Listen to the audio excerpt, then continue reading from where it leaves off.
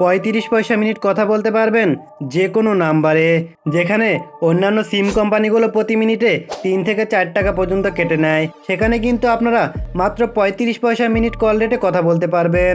এখানে দেখেন আমার অ্যাকাউন্টে আছে 4 টাকা 85 পয়সা এবং আমি 10 মিনিট কথা বলার পর আমার অ্যাকাউন্ট ব্যালেন্সে ছিল 73 পয়সা। তো আমি যদি হিসাবটা আপনাদেরকে দেখাই তাহলে আপনারা কল রেটটা এখান থেকে দেখতে পারবেন। সো এই মজার কাজটা করার জন্য আপনারা প্রথমে চলে আসবেন গুগল প্লে স্টোরে। আর অবশ্যই আপনাদের ইন্টারনেট অথবা ওয়াইফাই কানেকশন লাগবে। অ্যাপসটা ব্যবহার করার সময় কিন্তু আপনাদের ইন্টারনেট কানেকশন দরকার হবে। তো সার্চ অপশনে চলে আসবেন, এখানে এসে সার্চ দিবেন আম্বার আইটি, এইটা লিখে দেন এই অ্যাপ্লিকেশনটা আপনাদের সামনে চলে আসবে। সিম্পলি এই অ্যাপ্লিকেশনটা আপনারা এখান থেকে ইনস্টল করে নেবেন। আমার ইনস্টল করা আছে, আমি এখান থেকে ওপেন করে নিচ্ছি। অ্যাপসটা ওপেন করার পর যদি কোনো পারমিশন চায় তাহলে সেগুলো দিয়ে দিবেন। দেন আপনাদের সামনে এই ইন্টারফেসটা চলে আসবে। এখান থেকে কন্টিনিউর উপরে একটা টাচ করে দিবেন। এরপর আপনাদের সামনে এই ইন্টারফেসটা চলে আসবে। তো এখানে আপনি আপনার একটা ফোন নম্বর দিয়ে দিবেন। ফোন নম্বর দিয়ে কন্টিনিউ করবেন। দেন আপনার নম্বরে একটা 6 সংখ্যার পাসওয়ার্ড যাবে, সেই পাসওয়ার্ডটা এখানে বসিয়ে দিবেন। এরপর আপনাদের সামনে এই ইন্টারফেসটা চলে আসবে। এখান থেকে জাস্ট স্কিপের উপর একটা টাচ করে দিবেন। দেন আপনাদের সামনে এই ইন্টারফেসটা চলে আসবে।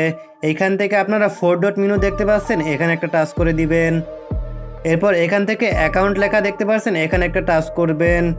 এখানে মূলত আপনার ন্যাশনাল আইডি কার্ড দিয়ে ভেরিফাই করতে হবে। আর আপনারা যদি ভেরিফাই না করেন তাহলে কিন্তু কল করতে পারবেন না।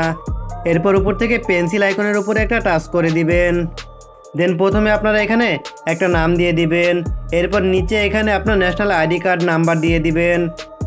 মূলত আপনার আইডি কার্ড দিয়ে এটাকে ভেরিফাই করতে হবে, এছাড়া কিন্তু আপনারা কোনো ফোনে কল দিতে পারবেন না। আর এখানে দেখেন ফ্রন্ট সাইডের যে ছবিটা আপনারা এখানে দিয়ে দিবেন, অ্যান্ড ব্যাক সাইডের ছবিটা আপনারা এখানে দিবেন। এই দুইটা ছবি যখন আপনারা দিয়ে দিবেন তখন কিন্তু একটু পরে আপনার অ্যাকাউন্টটা ভেরিফাই হয়ে যাবে। ভেরিফাই হয়ে গেলে আপনারা তখন কিন্তু কল দিতে পারবেন। তখন কিন্তু এখানে দেখেন ভেরিফাই লেখা উঠবে। এখন আমি দেখাচ্ছি কিভাবে আপনারা রিচার্জ করবেন। এই জন্য আবারও এখান থেকে আপনারা রিচার্জ অপশনের উপরে একটা টাচ করে দিবেন। এখানে যদি আপনারা বিকাশ থেকে রিচার্জ করেন তাহলে বিকাশ দিবেন, আর যদি বিকাশ না হয় তাহলে নিচের এটাতে টাচ করে দিবেন। এখান থেকে প্রথমে আপনার অ্যামাউন্টটা সিলেক্ট করে দিবেন, কত টাকা আপনারা রিচার্জ করবেন। আমি 20 টাকা রিচার্জ করব, 20 টাকা লিখে দিলাম এখানে। এরপর আপনাদের সামনে এই অপশানগুলো চলে আসবে। এখান থেকে আপনারা মোবাইল ব্যাংকিংটা সিলেক্ট করে দিবেন।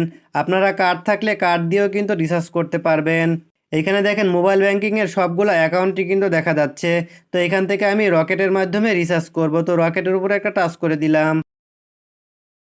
এরপর এখানে দেখেন মোবাইল নম্বর, অর্থাৎ বিকাশ বা রকেট যেটা থাকুক সেই নাম্বারটা এখানে দিয়ে দিবেন। দেন এখানে পিন নম্বরটা দিয়ে সাবমিটে টাচ করে দিবেন। এরপর কিন্তু এখান থেকে আপনার বিকাশ অথবা রকেট যেখানে আপনি টাকা রিচার্জ করেন না কেন সেখানে একটা এসএমএস চলে যাবে, সেখানে একটা কোড থাকবে। সেই কোডটা এখানে দিয়ে গোতে টাচ করে দিবেন। দেন কিন্তু আপনার অ্যাকাউন্টে টাকাটা ট্রান্সফার হয়ে যাবে। তো এইভাবে কিন্তু আপনারা খুব সহজে টাকাটা ট্রান্সফার করতে পারবেন। অ্যান্ড কল করার জন্য এখানে দেখেন ডায়াল অপশন, আর এখানে কন্টাক্ট আছে, সব কিছুই কিন্তু আপনারা ব্যবহার করতে পারবেন খুব সহজেই। তো ভিডিও ভালো লাগলে অবশ্যই ভিডিওতে লাইক করে দিয়ে চ্যানেলটা সাবস্ক্রাইব করে দিবেন।